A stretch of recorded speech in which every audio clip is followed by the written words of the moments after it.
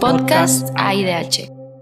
Bienvenidas y bienvenidos a un episodio más del podcast AIDH. El día de hoy los estaré acompañando yo, que soy Santiago Sánchez, investigador del Centro de Estudios Constitucionales Comparados de la Academia.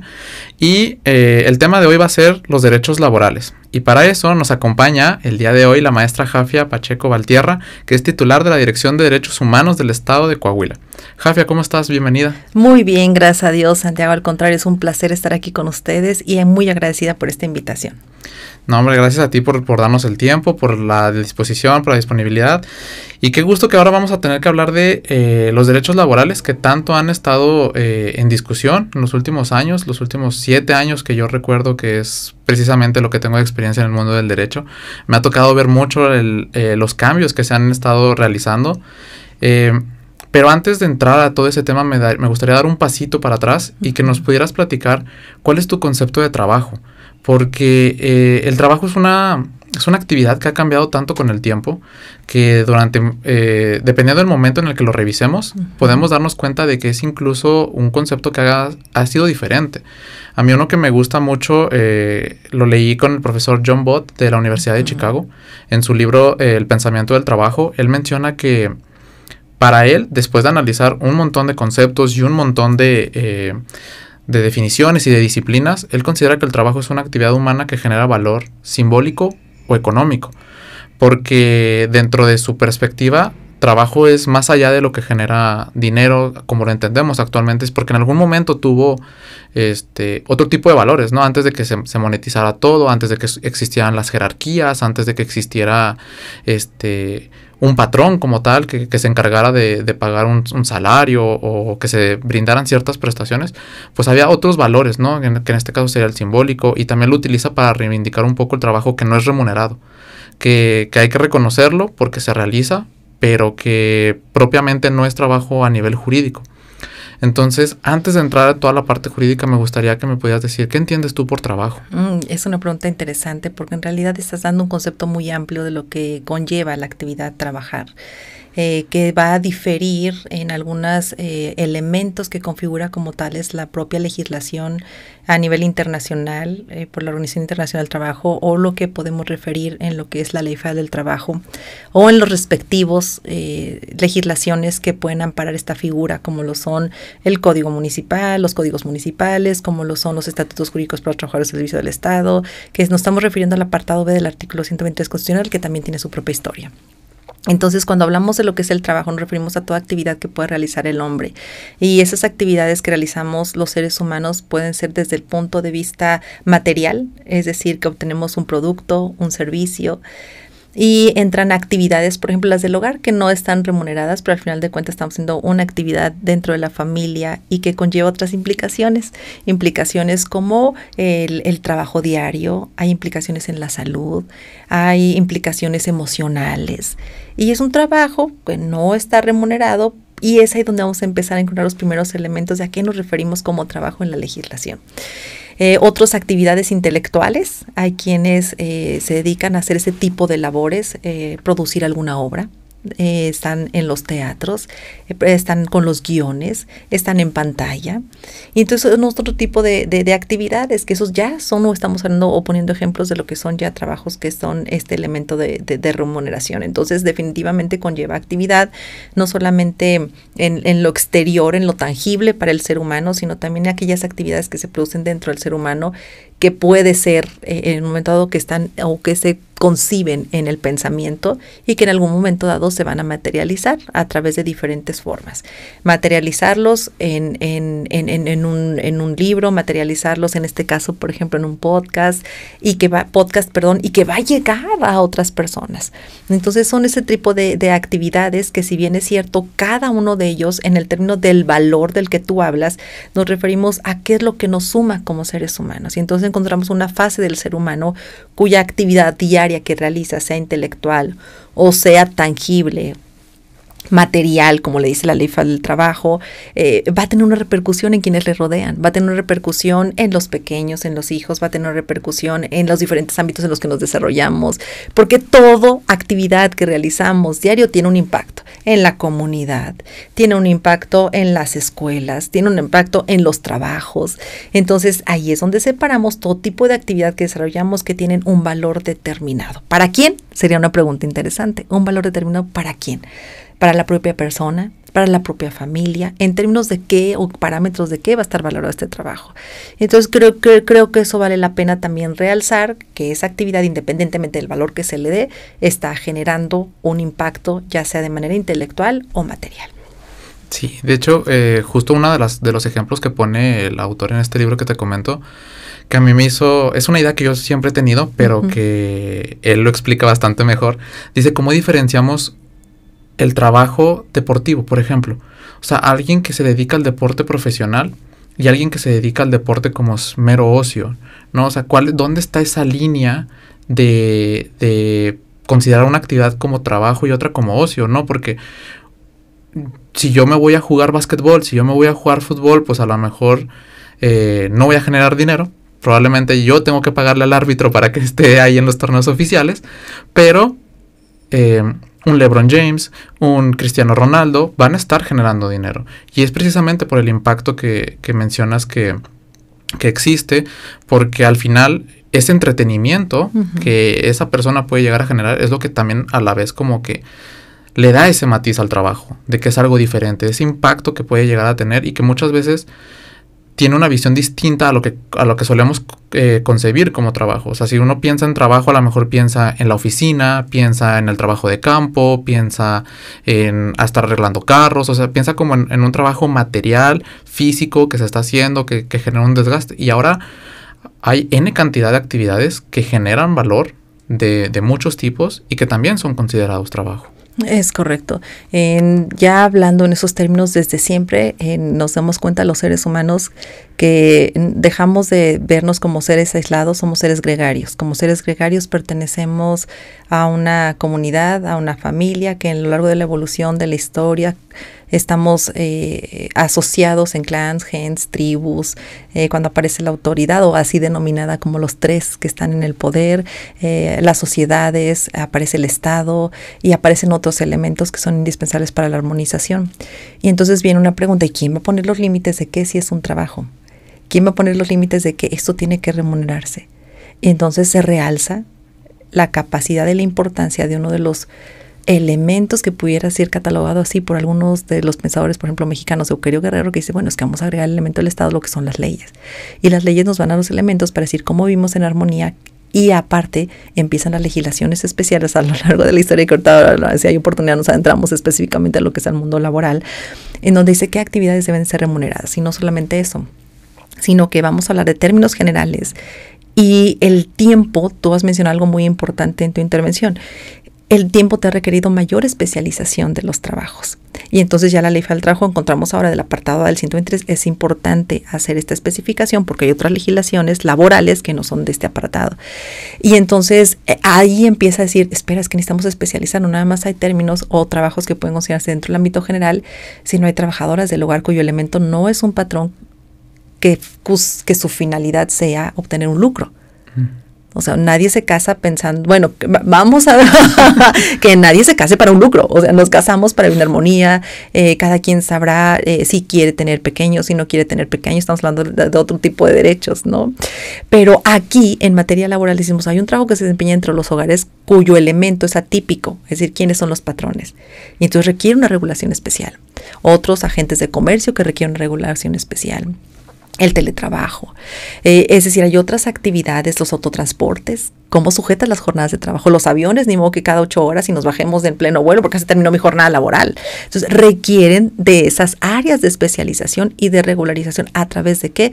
De lo que conocemos el derecho. El derecho nos proporciona esos límites y nos dice esto es lo que se considera trabajo.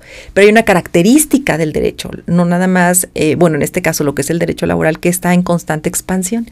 ¿Y qué quiere decir esto?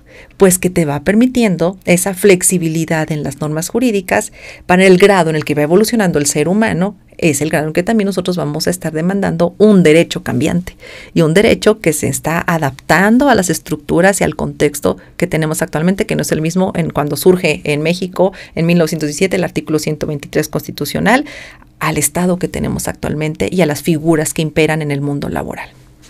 Sí, y justo ahorita que estás mencionando toda la parte jurídica, toda la parte del reconocimiento y de la especialización, me gustaría pasar también al tema de cómo la evolución constitucional en nuestro país, desde que somos un México independiente, pues ha ido tomando papel en la parte de regular el derecho del trabajo.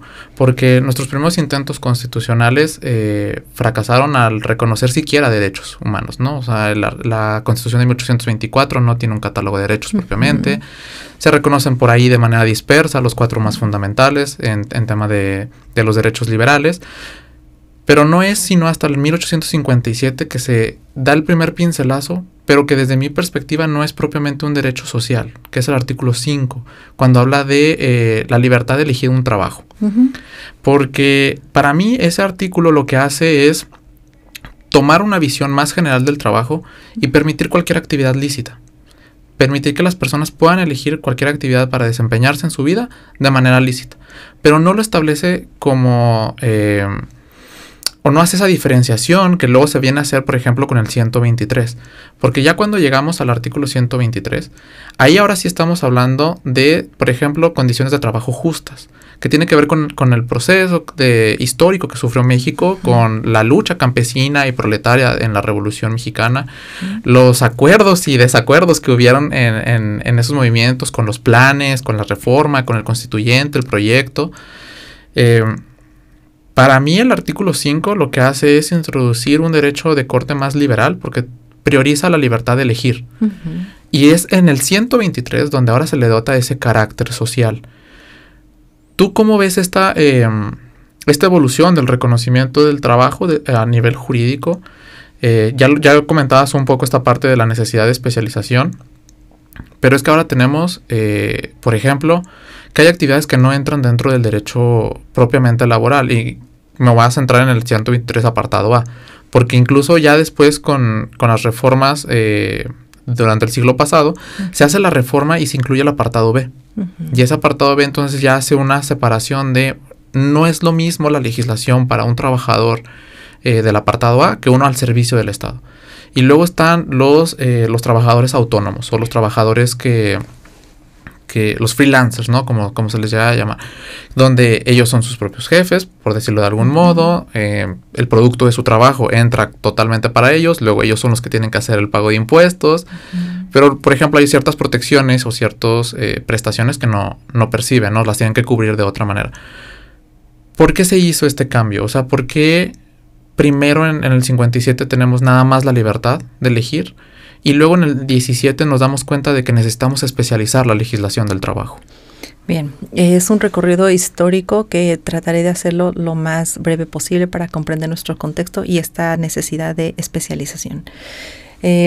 Hace unos instantes mencionaba que los albores de la civilización necesitamos legislación para poder vivir de manera armónica. Voy a irme un paso atrás en cuestión de la colonia, cuando antes de lo que es nuestro México independiente al que tú referías. En la colonia surgieron leyes avanzadas, como la Ley de Indias, en la cual se le otorgaba a lo que son los trabajadores el derecho, fíjate lo que te voy a comentar, el derecho incluso de tener jornadas accesibles, el hecho de tener seguridad social en la medida y en la forma en que pudiera otorgarse en aquel entonces, no el actual que tenemos Seguro Social de 1943, la manera en que ellos pudieran tener un salario, entre otras medidas que decíamos, espérate, pero es que ¿cómo pudo surgir esta ley cuando ni siquiera estamos concibiendo un México independiente? ¿Qué pasa con después o durante la conquista, después de la conquista? Que México empieza a recobrar otro sentido respecto a quienes configuran el poder. Y hay una serie de factores muy interesantes, entre ellos la configuración del nuevo Estado, la intervención del Estado, los factores económicos que surgen en aquel entonces, es decir, los juegos entre sectores empresariales y la población. Surge el nivel o la densidad demográfica que pudiera existir en aquel entonces y quiénes estaban dentro de esa, o quiénes estaban demográficamente configurados entre hombres y mujeres, quiénes desempeñaban actividades principales consideradas económicas y quiénes se quedaban en el hogar y por qué se quedaban en el hogar al resguardo de los pequeños. Entonces requiere otro tipo de demandas y reestructuras el Estado, en el que si bien empiezan a surgir, como tú bien lo mencionaste, otro tipo de constituciones que no van a hablar estrictamente de lo que es un derecho del trabajo, pero sí encontramos disposiciones aisladas y no como aquella que se habíamos concebido o en aquella, por ejemplo, ley de Indias. Pero sí empezamos a regular cuestiones como mencionar lo que es el salario. Viene otra situación importante que es la separación de la Iglesia con el Estado, que también era necesaria en lo que son las leyes cuando viene toda la reforma en nuestro país. Y en todos esos factores juegan las actividades económicas. En todas, aquellas que estaban reguladas por la Iglesia, por ejemplo, que son los registros civiles, entonces eso que tiene que ver con muchísimo, tiene que ver con los impactos laborales y ahorita vamos a ver por qué. La regulación de los panteones, estaban a cargo de quién, de la Iglesia, y entonces quién era el patrón de quienes trabajaban en los panteones. Y yo quiero poner todos estos escenarios porque no es nada más decir viene un cambio y una reforma y a la especialización de trabajo, sino que requirió de otro tipo de cambios, desde familiares, desde económicos, políticos. Y hacia quién iba a estar enfocado los nuevos gobiernos, sino es a la reestructura del Estado mexicano. Vamos a pasar rápidamente a la época de don Porfirio Díaz en el siglo XIX, a finales ya del siglo XIX, justo para entrar al periodo revolucionario con Francisco y Madero. Pero durante el periodo durante el porfiriato vemos un índice muy acentuado. Estamos hablando de México. Después vemos otros movimientos que hubo a nivel internacional que tuvieron impacto en nuestra legislación. ¿Qué pasa en el momento en el porfiriato? Que el 70% de la población era analfabeta. Entonces te encuentras que actualmente hay trabajadores que te dicen voy por mi raya, pero en realidad es que ellos al momento de recoger su salario, como no sabían escribir, ponían en sus espacios líneas y las cuales era la manera de recoger lo que les percibían, que muchas veces ni siquiera algo económico, estamos hablando de cuestiones de especie. Y lo económico resulta que en aquel entonces los centros o los patrones tenían ahí sus propias cantinas, entonces los trabajadores pues traíamos ahora sí que la final de la jornada, el calorcito, y entonces pasamos por ahí a tomarnos unas bebidas refrescantes, vamos a decir en este podcast. Vamos por unas bebidas refrescantes, entonces ya llegamos a la casa y lo poco que nos habían pagado, pues ya se había ido. ¿Y a dónde devolvía? Pues ahí mismo en los centros de lo que son los patronales. Entonces se conjugan otros factores. Estaba la intervención del Estado en la que Porfirio Díaz era la madre de los extranjeros y la madrastra de los mexicanos, como se conoce ese dicho, que imperaba. ¿Por qué? Porque se le da prioridad también a la intervención extranjera, que hasta cierto punto también permitió otro tipo de intervención y de actividades económicas en nuestro país. Viene el movimiento de lo que es también el ferrocarril, que también nos ayudó a otro tipo de actividades y no teníamos una regulación que estuviera en específico como en aquel entonces, que obedece a una cuestión histórica, tener un apartado en la ley del trabajo de lo que es la cuestión del ferrocarril, de los ferrocarriles. Entonces, viendo todo este escenario, llega un momento en el que México empieza a pugnar no solamente por una revolución de lo que estábamos pasando al interior de nuestro país, armada, que si bien ya lo sabemos, fue encabezada por un Francisco y Madero, que tú conoces, la hacienda de don Evaristo Madero. Su abuelo en esa hacienda, si algo se preocupaba era por tener y ser un trato cálido a los trabajadores. Entonces viene Francisco y Madero, don Evaristo Madero, que era el hacendario en la tal conocida degustación de las uvas, vamos a decirlo así, en la degustación de las hermosas uvas de Parras de la Fuente Coahuila, ¿no? Y entonces ahí es donde se gestan ideas muy importantes para nuestro país y donde crece Francisco y Madero, conociendo cómo sí se puede haber otro tipo de condiciones laborales y cómo sí se puede regular el trato entre patrones y trabajadores.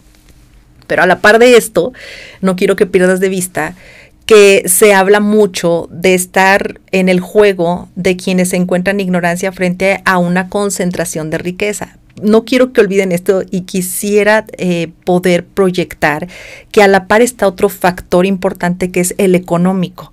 Es decir, hasta dónde, hasta cuándo y en qué momento interviene el Estado en los crecimientos económicos que impacta a su vez en la calidad de los trabajadores. Y en qué medida entonces debe regular el Estado mexicano y de qué manera debe consagrarse, porque tú hablas de reconocimiento de derechos, Santiago, específicamente que cobra su eje en nuestro país en el siglo XXI. Entonces, ¿qué pasa con esta historia que viene Francisco y Madero con ese incipiente en su corazón, que muchos dicen que el intelectual era Gustavo, su hermano, y no tanto Francisco Madero? No le voy a quitar los créditos a Francisco y Madero, no estoy diciendo eso, él fue el presidente, pero hasta cierto punto esa colaboración de intelectual de su hermano. Pero Francisco Madero empieza como buen político a pugnar por otra cuestión por otra cuestión de gobernabilidad, la no reelección. Y esto también es muy importante porque también viene otro juego de poder y también quiénes van a estar frente al poder, frente a qué limitantes, y viene también el empuje de los derechos económicos, sociales y culturales que empezaron a gestarse con la revolución industrial a finales del siglo XIX, principios del siglo XX. ¿Okay? No podemos olvidar nada de eso porque todo eso está jugando para ver cómo estamos trabajando en México y cómo se está regulando. Y entonces viene otra revolución, que es la revolución constitucional, y la revolución constitucional viene con don Venustiano Carranza, que no iba a decir un brevario cultural, pero me lo reservo, el brevario cultural de por qué la falta de sonrisa de don Venustiano Carranza. En sus fotos, véalo, no está sonriendo, en todas. Falta que me saquen una ahorita en el... Sí, aquí está, ¿verdad? Y me la editen y la suban. Pero el punto al que voy es que don Venustiano Carranza, él es una persona que pugnó por un reconocimiento constitucional, que detrás de escena, por ahí, hizo su campaña, pero estábamos arrastrando ya, en cual los trabajadores nos habíamos olvidado de esa ley de vanguardia y ya trabajaban de sol a sol. Ya eran personas que no tenían seguridad social.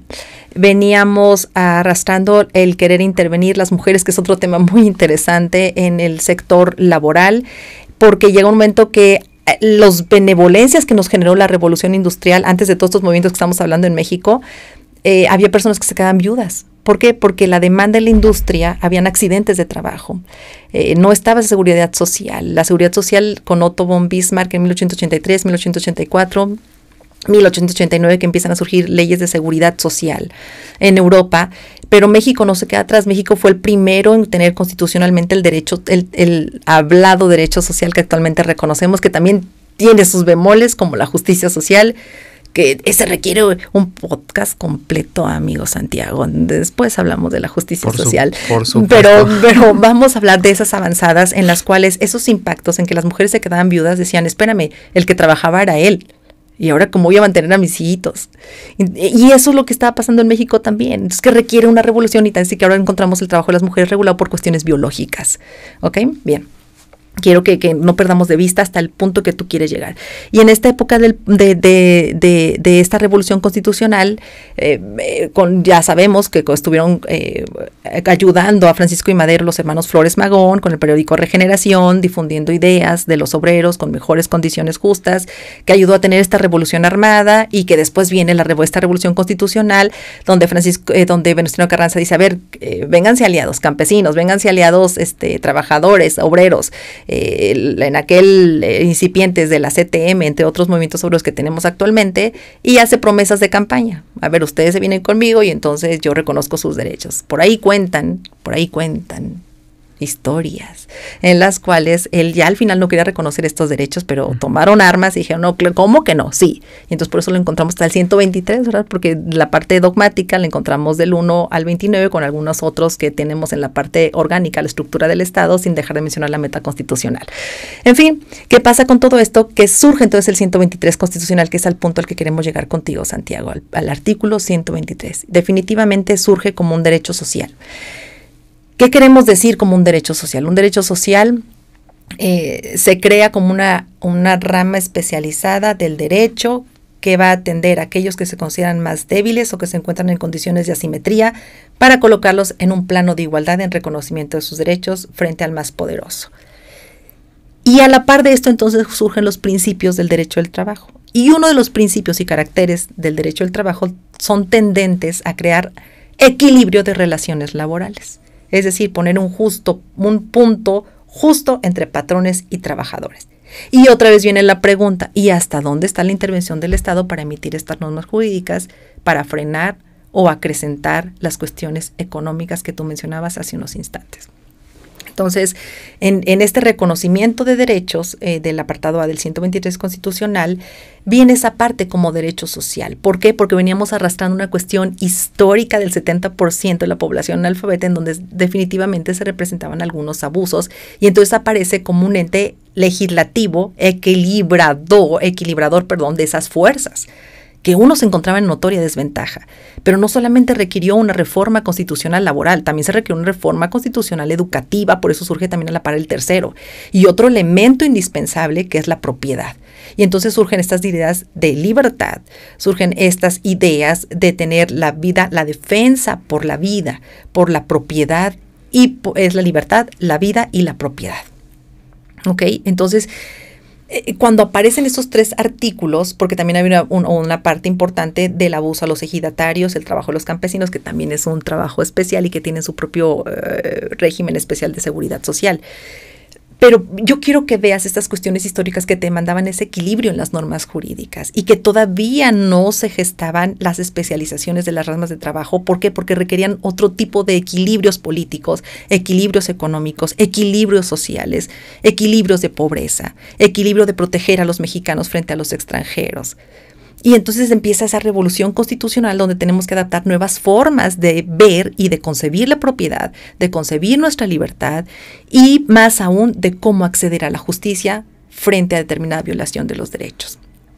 Pero no quiero dejar de mencionar que en 1900, cuando concluye la Primera Gran Guerra, se firma el Tratado de Versalles, donde incluye lo que es el nacimiento de la organización que surge en aquel entonces la Organización Internacional del Trabajo, donde ya teníamos leyes, derecho laboral internacional, donde hay tratados y donde posteriormente México iba a suscribir esos para que nos puedan ser vinculatorios en el ámbito laboral. Entonces no quiero que dejemos de ver también lo que pasa en el ámbito internacional. Sé que por cuestiones de tiempo tenemos que hacer una súper síntesis de todo lo que pasa en el ámbito laboral, pero cuando volviendo al punto de nosotros, de ese factor que equilibra los factores de la producción, ya ahorita tú decías, bueno, ¿y ahora qué factores influyen para concebir el derecho actualmente a tal grado de que requiere una especialización?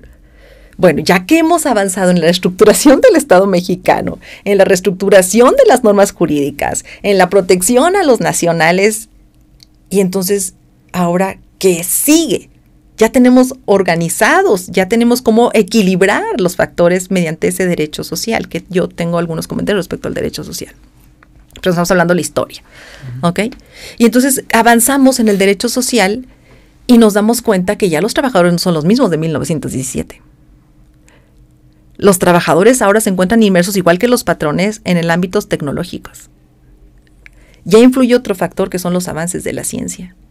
Ya influye que el trabajador dejamos de verlo aislado para estar sindicalizado. Ya no está solo. Entonces aquellas figuras que surgieron en 1905-1906 con las huelgas de Río Blanco y de Cananea, donde dijeron, en la unión hace la fuerza, y desde siempre. Entonces ellos empiezan a coaligarse hasta formar sindicatos, a tener formas jurídicas de demandar derechos frente a la patronal. Y entonces dejamos de ver a un trabajador en aquel entonces indefenso con herramientas que la propia ley le da. ¿Qué pasa? Que en 1916 se crea este derecho del 123 del apartado A y no viene hasta después reconocimiento de otro trabajo que es el burocrático. Y surge hasta 1959, 1960 que encuentra su reconocimiento en la propia Constitución y divide en el apartado B. ¿Ok?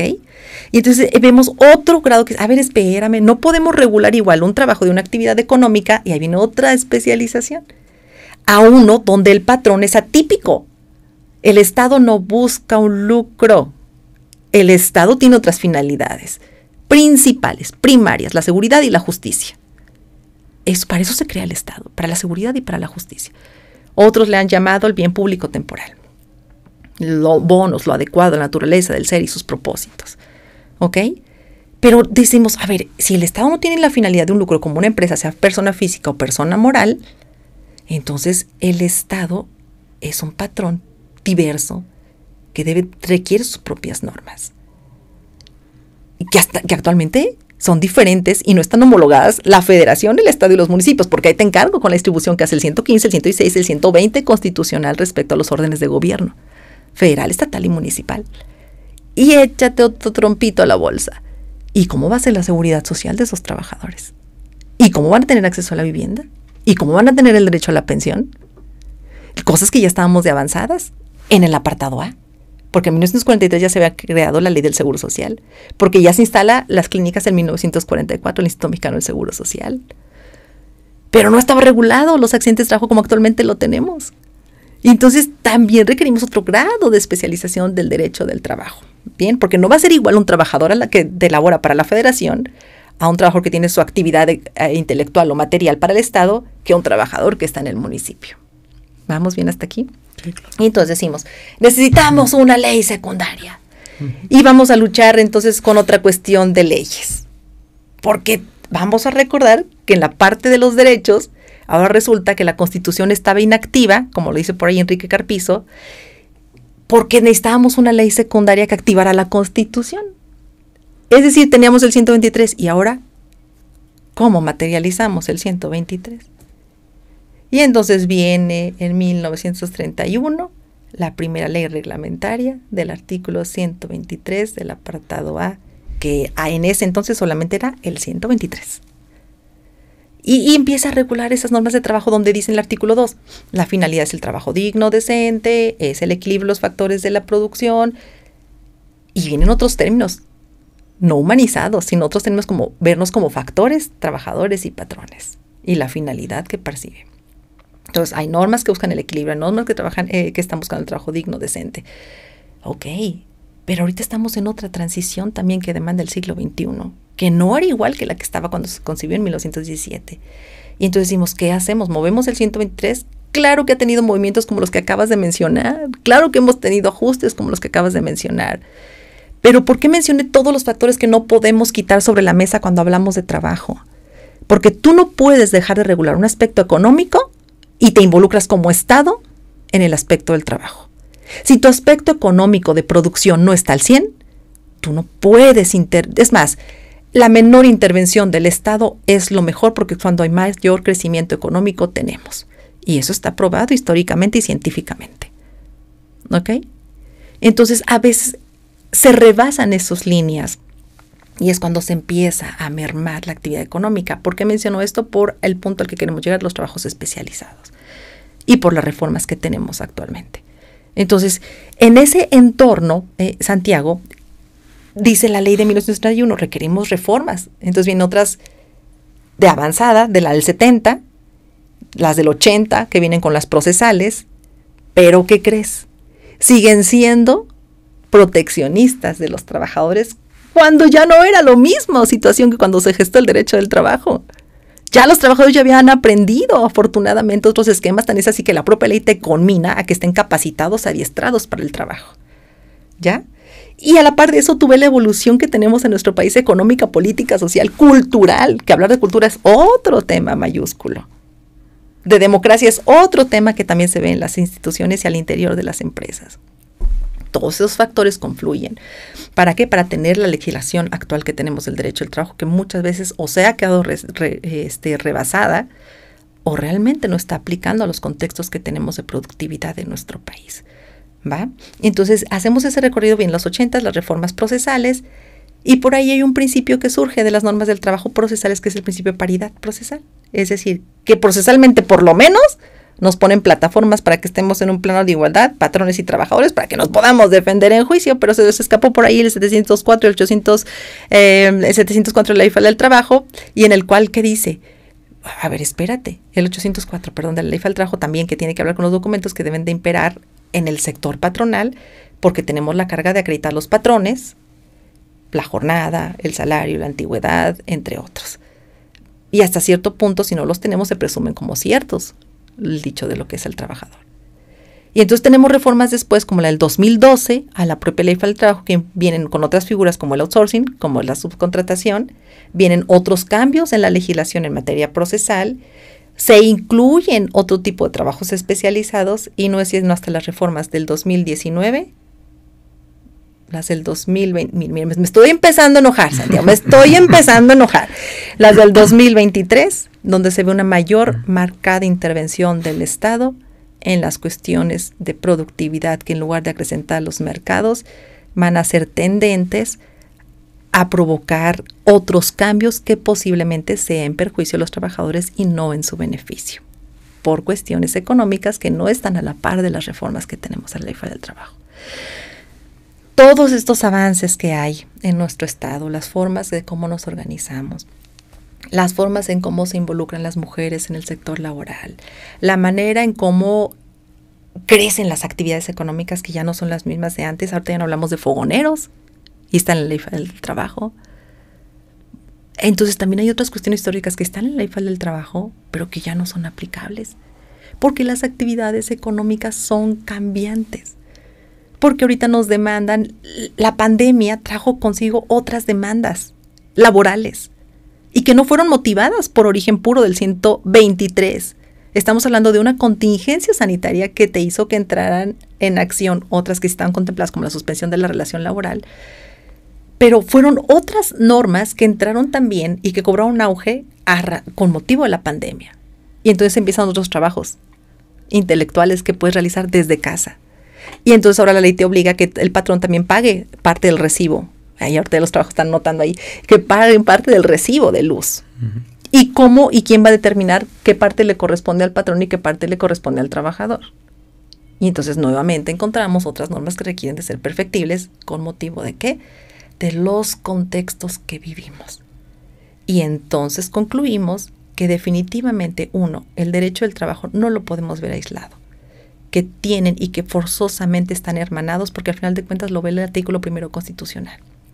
Los derechos son indivisibles, estamos relacionados, no somos seres gregarios y estamos sujetos a todo el entorno que nos pasa, a todo, porque las decisiones políticas también nos, entre comillas, valga la expresión tan coloquial que voy a decir, nos embarra en las cuestiones económicas y que causan un perjuicio a las actividades económicas o bien benefician y aceleran su crecimiento. No los podemos aislar de la forma de gobierno que impera en un país. No las podemos aislar de la forma en la que el Estado interviene hasta el aspecto más mínimo del ser humano cuando quiere realizarlo como aspectos tan privados como lo es la reproducción. Entonces, los seres humanos tenemos que estar alertas, porque en la medida que ocurren estos movimientos, también te necesita tener una regulación especial a lo que es al trabajo, no solamente como trabajo especializado. El trabajo en sí mismo, actualmente dejamos de hablar, yo estoy de acuerdo con esta postura que en paz descanse Baltasar Cavazos Flores, que dejamos de hablar del equilibrio y ahora requerimos de una armonización de los factores de la producción, de qué manera trabajamos y que esa armonización no está la solución en el Estado. Tenemos que sí poner plataformas mínimas, pero no a tal grado que provoques desequilibrios y que te va a llevar a que no exista esta armonización en las relaciones laborales y tengas otro tipo de consecuencias, como orillar a ciertos patrones como las pequeñas empresas de decir, ¿cómo le hago para inscribirlos al Seguro Social? Entonces es eso lo que está pasando a lo largo de la historia y que tenemos que aprender a ver el derecho al trabajo, que no es el mismo que se concibió en 1917.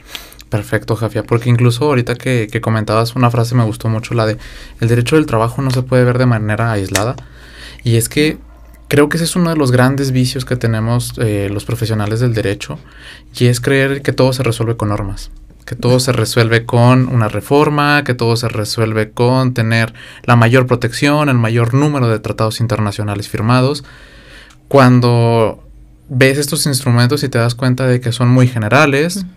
Uh-huh. Hasta cierto punto está bien que no sean intervencionistas, porque, como bien señalas, hay particularidades de cada uno de los estados. No podemos evaluar con la misma métrica a México, que está pegado a Estados Unidos, que un China, un Rusia, que les encanta estarse peleando con Estados Unidos, porque hay un mar que los separa, ¿no? Y aparte hay una historia, y hay una tradición, y hay una cultura que son profundamente diferentes. El caso mexicano es un país que no ha terminado de alcanzar su máximo potencial. Somos un territorio que tiene mucho espacio, que tiene mucha población, que tiene mucha capacidad económica, pero que tiene tal vez diría una muy mala gestión de los recursos económicos. Y cuando tienes un problema en los recursos, después tú ya no puedes llegar a todos los ámbitos, ya no puedes garantizar todos los requisitos que estás poniendo en la ley. Porque el 123 en 1917 era el gran artículo, ¿no? El gran artículo constitucional, el gran artículo referencia en el mundo. Es correcto. porque estableció las 8 horas, porque estableció el salario mínimo, estableció la igualdad salarial, estableció el derecho a los sindicatos, a la huelga, a la seguridad social, a la vivienda incluso, que como bien señalabas, estas instituciones se tardan un montón en llegar. Se tardó en llegar el IMSS, se tardó en llegar el Infonavit, la CONASAMI tuvo N cantidad de reformas y de funcionamientos que no correspondieron con el desarrollo político, cultural y económico de México. Y de un tiempo para acá, parece que hay como una tendencia de reformar las condiciones laborales porque estaban estancadas, por así decirlo de algún modo. Las 8 horas siguen estando vigentes, el salario mínimo sigue estando relativamente bajo comparado con la capacidad de compra. Las tasas del Infonavit, por ejemplo, que tengan de manera escalonada las tasas de interés, me parece que está bien, pero luego llega un momento en el que se topa al 10% a partir de los 16,000 pesos en adelante, ¿no? Entonces hay como un problema ahí de escalonamiento de la tasa de interés y demás, que generó en algún momento y genera, porque me parece que hay como una tendencia entre la clase trabajadora en México de creer que hay trabajos abusivos, de creer que hay condiciones laborales precarias, y puede ser que en muchos de los casos puede ser que sea así, Y entonces se busca trasladar la responsabilidad completa al patrón. Y esto es algo con lo que yo siempre me he topado ahora que estoy investigando desde la perspectiva de los derechos humanos, el derecho del trabajo. Y es que cuando un tratado internacional o un derecho humano le dice al Estado, tienes que organizar elecciones, el Estado crea un instituto. Crea un instituto que se encarga de organizar las elecciones y invita a la ciudadanía, y la ciudadanía participa, y tenemos el modelo electoral que tenemos, que es muy eficiente y es muy próspero. Pero luego cuando le dices, establece un salario mínimo que pueda cubrir vivienda, salud, educación, transporte, alimentación, vestimenta, recreación, ocio, para una familia entera, porque aparte la legislación busca eso, que te dice, el salario tiene que ser suficiente para la familia, ¿no? Independientemente, o sea, si es solo un salario, tiene que ser suficiente. Entonces, digamos, se crea una carga económica importante. Pero el Estado cumple con su obligación internacional con establecer el salario en la legislación, o cumple estableciendo el instituto que se va a encargar de determinarlo. ¿Dónde llega el problema? Que no es el Estado el que lo paga. Entonces, cuando el Estado establece, supongamos que México decide aprobar la reforma de que el salario crezca cada año por encima de la inflación, que sea suficiente para 4 personas y tal. Si reunimos ese cálculo, que yo fue lo que analicé en mi tesis de maestría, en la que tú estuviste como sinodal, se está hablando de entre 18 y 20 mil pesos al mes. Y bien lo mencionabas, hay empresas pequeñas, hay empresas medianas que dicen, yo no te puedo pagar esa cantidad de dinero. O sea, y entonces, ¿qué voy a hacer? Pues para poder sobrevivir voy a caer en la informalidad. Y entonces, lejos de resolver un problema, estás creando otro. ¿Por qué? Porque tu legislación no se compagina con tu realidad. De hecho, precisamente en la investigación, el caso que a mí más me sorprendió fue el caso suizo. Porque ellos tienen la posibilidad de elegirlo por voto. Ellos le preguntan a la ciudadanía, ¿cuánto es el salario que consideras que tenemos que tener? Y cuando se hizo el cálculo por parte de los sindicatos, se habló de 4,000 euros. Estamos hablando de más o menos 80,000 pesos al mes. Y la ciudadanía votó que no. O sea, en un sistema en el que solo piensas en garantizar la vida de la clase trabajadora a cualquier costo, te puedes ir a un extremo de llegar a 80,000 pesos al mes. Eso es inviable en prácticamente cualquier país del mundo. Y ese era el argumento de la ciudadanía. Ellos dijeron, nosotros votamos que no, porque garantizar eso implica destruir la economía del país. Implica que las empresas pequeñas y medianas no sean viables y no puedan crecer. Y le dicen al Estado, es tu obligación garantizar otras cosas por otros medios, no a través de la empresa, no le cargues la mano a la empresa. Entonces, me gusta mucho la palabra que utilizaste de armonización, porque equilibrar tú puedes equilibrar como si fueran matemáticas. O sea, tú agarras una balanza y pones las fórmulas, pero luego cuando lo quieres llevar a la realidad, te encuentras con un problema. Y todo esto para decir que precisamente en estos últimos años el salario mínimo ha aumentado como nunca. Se reformaron las vacaciones para que empezaran en el doble. Ahora empiezan en los 12 días por año, el primer año, y luego sucesivamente van aumentando. También está en proceso la parte de, por ejemplo, se autorizó la ley silla, que es esto de brindar sillas a todos los empleados que están durante sus labores de pie. Se está discutiendo el aumento del aguinaldo para pasar de los 15 a los 40 días o a los 30 días. Y ya, por ejemplo, el gobierno federal anunció que para el 2030, de manera progresiva, se va a llegar a las 40 horas. Porque México es uno de los países que, a nivel legislativo, es de los que más trabaja. En promedio no llegamos a las 48, nos movemos un poquito por debajo.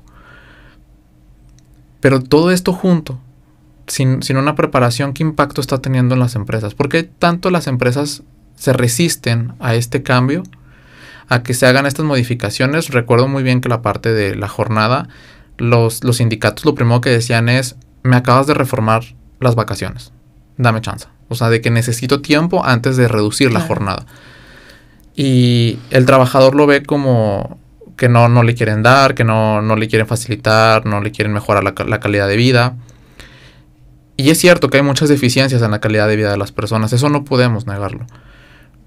Pero también me gustaría no perder el foco de quién es el responsable de garantizar esa condición de vida. Porque si tú le cargas la mano a la empresa, pues la empresa dice, pues yo me voy. O sea, yo me levanto y me retiro de aquí. Voy y me consigo otro país y demás. Se ha visto recientemente que no ha tenido tampoco una gran problemática, no esto de que la inversión extranjera se vaya en México, pero no está creciendo. Y entonces el país ya tiene años que económicamente no crece. Y si el país no crece económicamente, ¿cómo vamos a garantizar todos los derechos laborales que estamos o que se están prometiendo desde la legislación?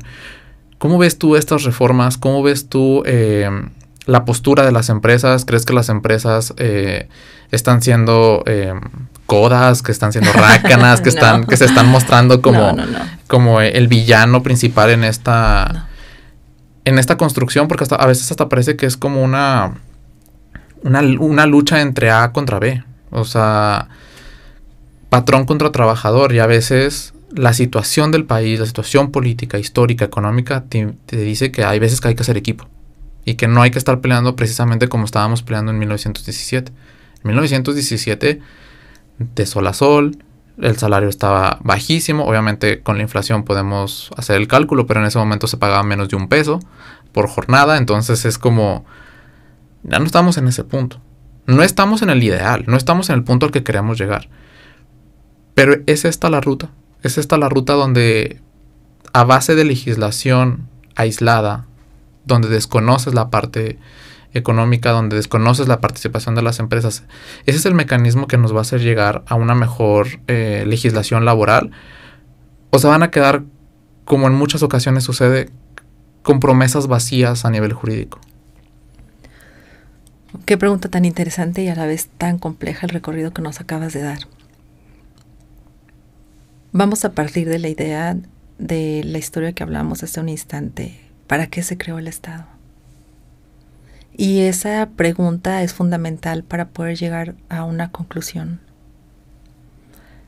El Estado se creó para que nosotros podamos tener justicia. Necesitamos un tercero que diga quién tiene la razón. Si frente a particulares, si un particular frente al propio Estado. Necesitamos un tercero. Entonces surgen otras posturas que nosotros abrazamos en los Estados Unidos mexicanos, que es la división de poderes. Y surge un poder judicial encargado. Sin dejar de olvidar que los otros poderes también tienen facultades concurrentes que pueden aplicar justicia, pero en el ámbito de sus competencias, como el juicio político en el ámbito legislativo, o como los órganos internos de control dentro de las dependencias de las administraciones públicas estatales, municipales, estatales o federal. La justicia es la materialización de nuestros derechos.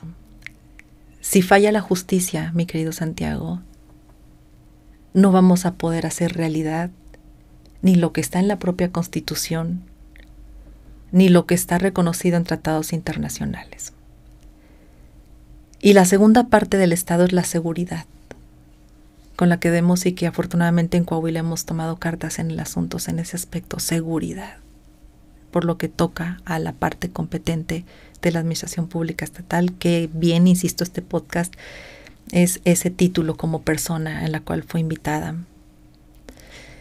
Y esa parte de seguridad es tan importante no solamente para nosotros desempeñarnos como seres humanos en nuestra vida diaria, sino también es importante para la inversión.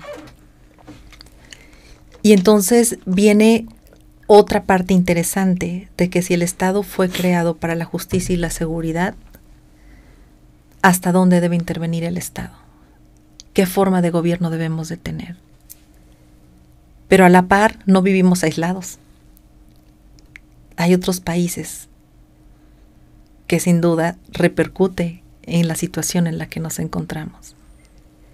Y también repercute los organismos internacionales que se han creado y que a su vez influyen en las decisiones internas de nuestro país, como la Organización de los Estados Americanos, como la Comisión Interamericana de Derechos Humanos y la Corte Interamericana de Derechos Humanos, a los cuales hemos decidido someternos como Estado mexicano.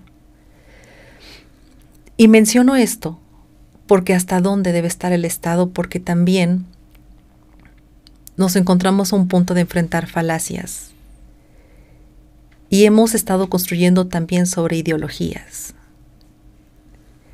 La forma de gobierno dice mucho de cómo nos encontramos económicamente, porque ellos son los que fijan al final de cuentas la política fiscal y monetaria, hasta dónde recaudo de los gobernados. Y una de las grandes independencias que tenemos en Estados Unidos fue precisamente por causa recaudatoria, por causa de impuestos, que el punto que derramó el vaso de agua fue al té. ¿Hasta dónde debe estar la intervención del Estado en la recabación de los impuestos? ¿Hasta dónde yo tengo una política fiscal adecuada a través de la Secretaría de Hacienda y Crédito Público? ¿Por qué? Porque eso impacta a cómo estamos los gobernados e impacta a las inversiones y a la estabilidad empresarial. Y por otra parte están las ideologías, es decir, las cosas que los seres humanos hemos construido sin fundamento científico y que es una intervención en la vida de las personas y que se ha utilizado por otros para, en lugar de realmente tener una defensa del ser humano por lo que es, tratamos de tener otro tipo de movimientos como gestores de recursos económicos y perdemos de vista que es la persona independientemente de lo que quiera hacer en este planeta. Porque tiene derecho a la justicia y tiene derecho a su dignidad, a no ser cosificado, a no ser vejado, a no ser humillado. Y entonces nos enrolamos en otro punto de falacias, como las falacias de autoridad, sin ofender a ningún organismo internacional y solo a manera de ejemplo, sin decir que ellos lo dijeron, es un ejemplo. Mejor no vamos a poner ejemplo, para no dañar sus actividades. Pero es que debe de funcionar en México porque ya lo dijo la organización de, digamos, vamos a denominarle, vamos a bautizarla, la organización americana. Es que esto debe ser así porque ya dijo este organismo que lleva la paz que debe ser así y debe funcionar en México. Es que ya funcionó en Europa. Y si ya lo dijo en Europa, claro que debe de funcionar aquí. Y enfrentamos el último problema que quiero abordar en este podcast. Problemas culturales. Culturales no aquellos marcados por la cultura estética, por las cuestiones de jerarquía, por quien era el más ilustre, entonces era una persona culta. Estoy hablando de esa cultura que hemos tejido como seres humanos y que están impregnadas a través de falacias, a través de cuestiones políticas, las que acabo de mencionar, a través de ideologías y que están permeando en las normas jurídicas. Y que entonces ya no es el ser humano el centro de nuestra atención. Y entonces el Estado toma otro papel frente a una forma de gobierno intervencionista.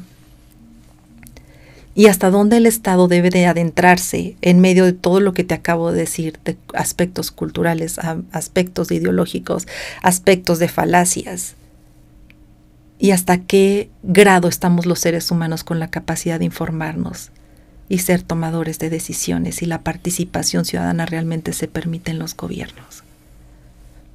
Sin referirme solamente a Estados Unidos mexicanos. Entonces, tenemos otro polo en el cual decimos, realmente está la intervención en lo que actualmente se realizan foros sin que estemos todos enterados. Para hacer esas reformas, me estoy refiriendo a las laborales. Federal, es competencia federal.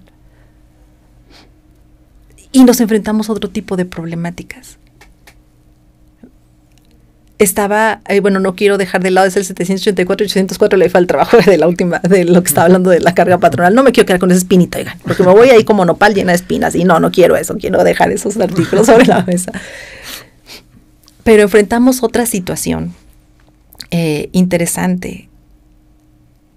Cuando tú notes que el Estado, decía Margaret Thatcher, Estado, dedícate a gobernar y deja a las empresas y a los mercados libres crecer.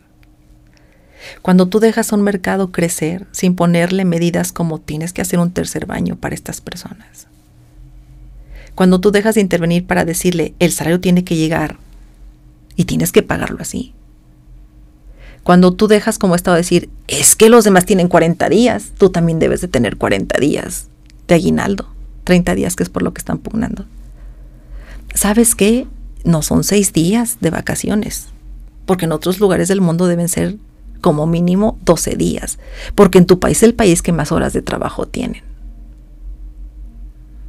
Cuando dejas como Estado de intervenir en esos márgenes y solamente te limitas a tener mínimos de armonía de las relaciones laborales, los mercados crecen y está comprobado. Prueba de ello, tenemos una Argentina sumido en la inflación y llegó alguien que pugnó por la libertad económica. Me estoy refiriendo solamente a la libertad económica, de apegarse a la ciencia de lo que funciona en los mercados, y aplaudo el nivel de inflación que actualmente tienen los argentinos.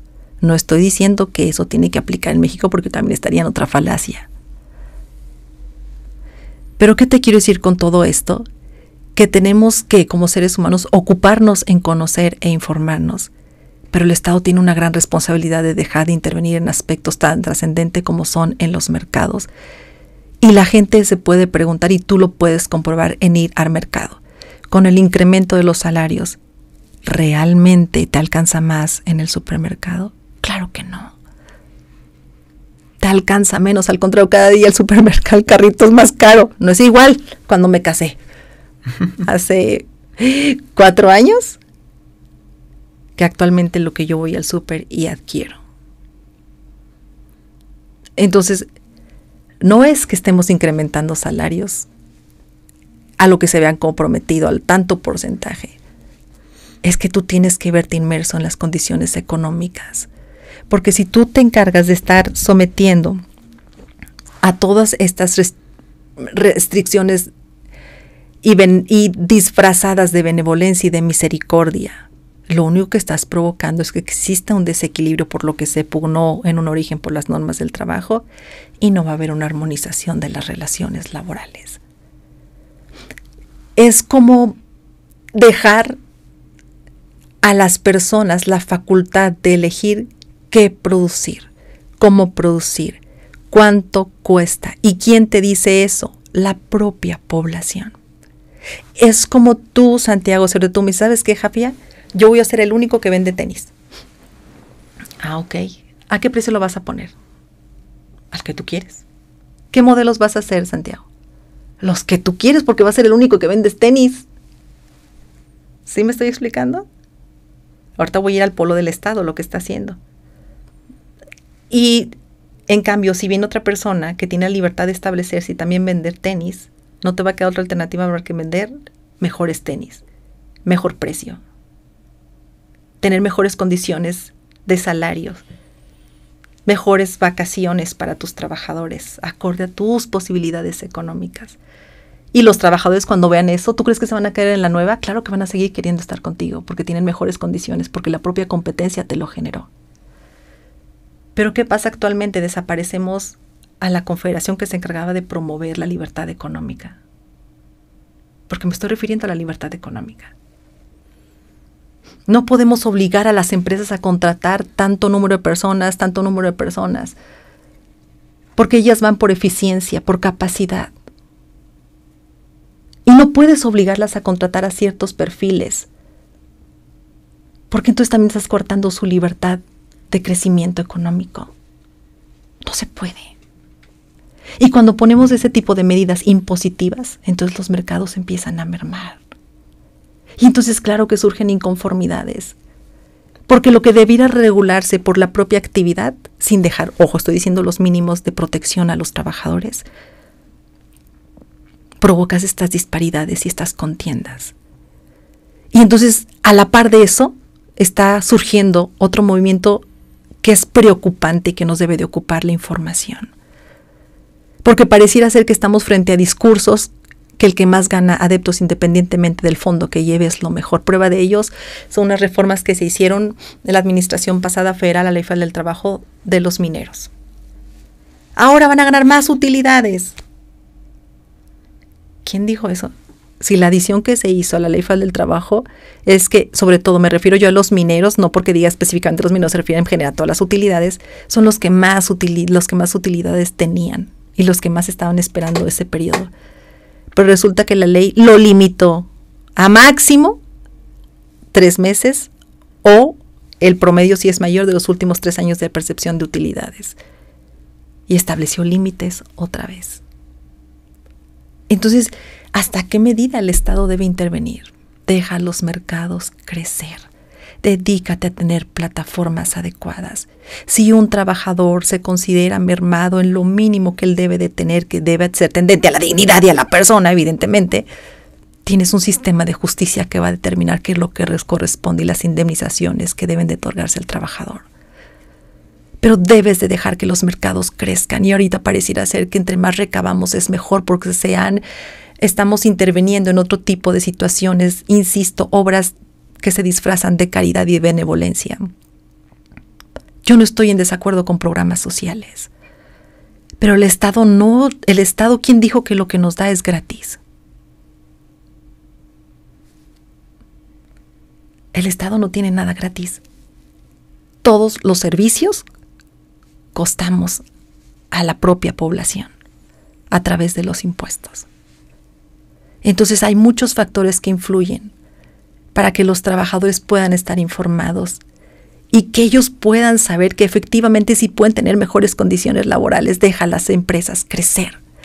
Déjalas que en su competencia ellas puedan ofertar mejores servicios, puedan ofertar mejores condiciones laborales. Tú ya diste las plataformas mínimas. La demanda, la inercia internacional las va a mover, si quieren mayor inversión en México, a tener las mejores condiciones. Por favor, ¿qué nacional va a querer ir a otro país lejos de su familia si tiene las mejores condiciones en México? Pero hay otros factores con los que estamos luchando y es una batalla cultural impresionante, que si no les ponemos un freno, va a ser en perjuicio de los trabajadores. Y esos incrementos salariales solamente van a ser a la letra, incrementos salariales, porque estamos ahogando los mercados. Y por eso hay un grito desesperado: acelera la producción, entonces. Porque si yo tengo mayor venta de mis productos, mayor venta de mis servicios, claro que yo voy a poder dar más. Voy a tener mejores contratos colectivos. Hay ejemplos de contratos colectivos que ahogaron las empresas, como Fábrica La Estrella de Parras de la Fuente, Coahuila. Era tan grueso el contrato que el patrón decía: por favor, vamos a revisarlo para mantener la fuente de trabajo. Imposiciones. Y entonces tenemos que ser, creo, más humanos. Y entonces creo que tenemos que volver a la idea en qué situación nos encontramos, qué luchas estamos teniendo en nuestro entorno. Que lo único que están haciendo es no permitirnos crecer. Y entonces ahora la responsabilidad del Estado es mucha. Porque estamos invadiendo una esfera de una libertad que está consagrada en la propia Constitución. 25, 27, 28. Libertad económica, libertad de mercados, libertades empresariales, libertad de contratación. dedícate a partir justicia. Dedícate a darnos seguridad. Nada es gratis, todo nos cuesta. Y México sí necesita un cambio urgente, Santiago. Y ese cambio urgente yo nada más recuerdo que ha surgido de la población valiente, que nos sentamos y reflexionamos respecto a qué rumbo queremos que lleve nuestro país. Despertar el conocimiento va a llevar poder. Y que sepan los trabajadores que obviamente estamos a favor de que se protejan sus derechos. Lo digo como persona, no como institución, como persona. Y a la par tienen que cambiar otras condiciones políticas, económicas, sociales, para que ellos puedan tener mejores condiciones laborales. Claro que sí, Javier. Justo ahorita que te escuchaba, toda esta cuestión de la intervención del Estado y la forma en la que se toman ciertas decisiones.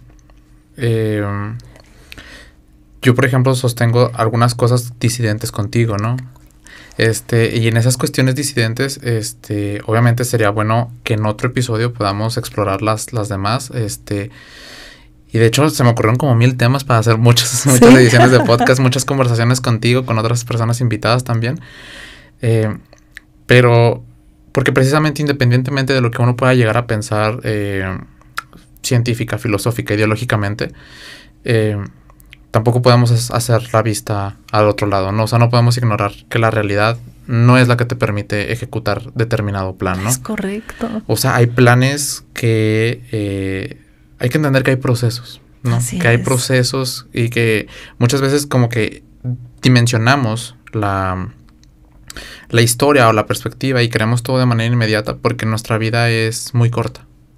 Y creemos que en 70 años tendremos que ver cambios importantes cuando vemos que la construcción de un país como México independiente tomó más de 100. Entonces, no es una cuestión especialmente sencilla, no es una cuestión hasta cierto punto populista de decir de que pues es que hay que modificar A, B y C.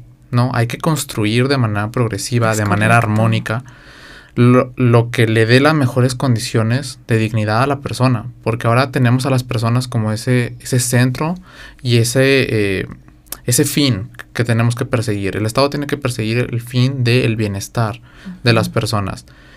Pero para llegar a ese fin, a veces va a tener que intervenir más, a veces va a tener que limitarse más, a veces va a tener que ceder y compaginar con todos los actores involucrados, porque no estamos en la posición, en un momento en el que podamos tomar decisiones aisladas. Tenemos que tomar decisiones estratégicas, decisiones mucho más coherentes, decisiones realistas y hablarle con la verdad a la ciudadanía, decirle y tratarla como lo que es, como una persona sujeta de derechos y decirle: tú tienes estos derechos y yo voy a tratar de garantizártelos de la mejor manera posible. Pero ahorita no puedo. ¿Por qué? Porque tengo esta y esta restricción. Pero en el momento en el que yo pueda superar este bloque, en el momento que yo pueda superar este obstáculo, entonces ya vamos a poder dar el siguiente paso. Pero mientras te voy a dar lo mejor que te puedo garantizar. Y creo que en la parte laboral es donde más podemos ver reflejado esto, porque la indivisibilidad y la interdependencia de los derechos hace que todo esté mezclado. Toda la calidad de vida, toda la dignidad de la persona pasa muchas veces por el hecho de que pueda trabajar. Y el hecho de que pueda producir de manera directa, como hablábamos al inicio del podcast, o de manera ya material, de manera ya económica, en especie o lo que sea, que la persona pueda acceder a ciertos servicios, a su vivienda, a su alimentación de calidad, a su educación de calidad. Entonces, Jafia, no me queda más que agradecerte por habernos acompañado en este episodio. Al público que nos escucha, les invitamos a que sigan al pendiente del podcast AIDH con los episodios que estamos emitiendo constantemente. Nos quedamos con el compromiso, Jafia, de volvernos a juntar más adelante para una siguiente conversación de otros temas que nos quedaron pendientes, pero que son igual de relevantes en el mundo laboral. Es correcto, Santiago. No sabes cómo te agradezco. A ti también, aquí detrás de cámaras, que anda por acá Toño, que sin duda es un trabajo muy formidable, la Academia Interamericana de Derechos Humanos. Y la reconozco como una universidad que ha colocado el papel de lo que nos corresponde no solamente a nivel municipal, estatal, federal, a nivel internacional, el reconocimiento de nuestros derechos, y también ha sido consciente de las obligaciones que nos corresponden a los seres humanos. Así que muchísimas gracias. Muchísimas gracias, Jafia. Gracias. Nos vemos en el siguiente episodio.